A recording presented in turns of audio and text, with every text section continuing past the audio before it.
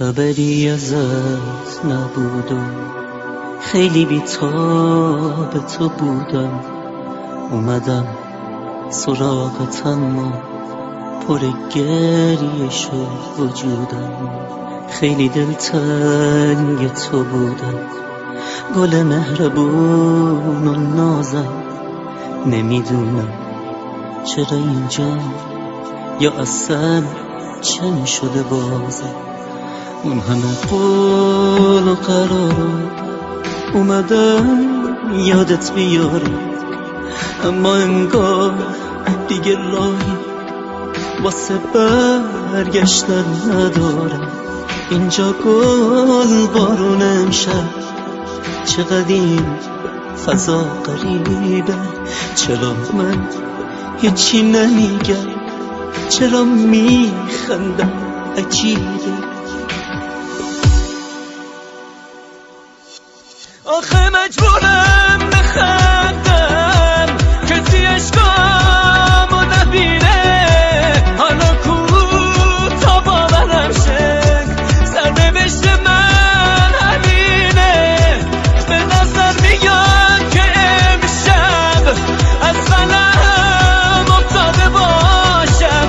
آرزوم بود که من امشب پیش تو وایساده باشم. چه لباسای قشنگی بهت میاد، چقدر عزیزم تو میخندی و من از دور دارم عشقامو میریزم.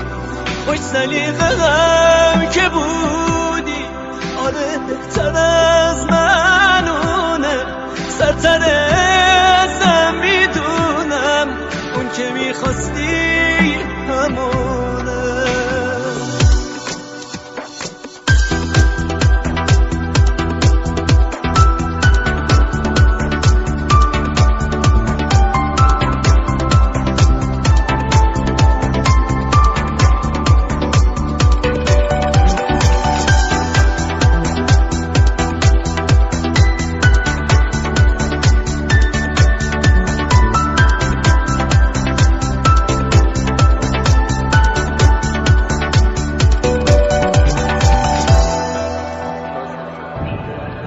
تازه فهمیدم حسودم، دست تو دست اونه.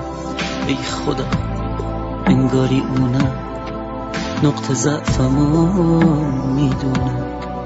حالا تو دست تو حلقه است، دست اون حلقه تو دستات. یا من اشتباه میبینم یا دروغ بود همه حرفات. بله رو بگو گل من تو ازم. علی عبدالمالکی، آهنگ و تنظیم آرمیک.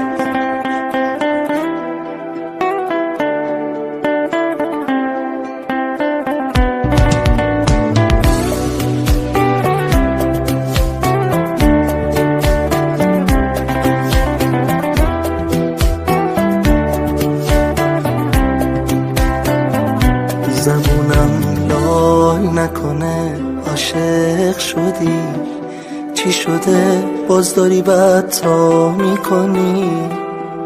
بگو چی شده عزیزم که داری پیش عالم منو رسوا میکنی؟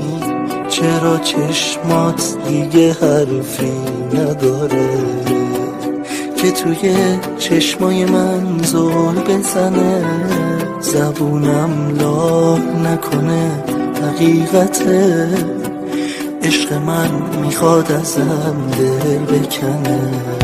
زبونم لال نکنه یکی داره جای من رو توی قلبت میگیره. نگو نه تو خوب میدونی عزیزم، نباشی از قصه عشقت میمیره. زبونم لال نکنه یکی داره جای من رو توی قلبت میگیره. نگو نه تو خوب میدونی عزیزم،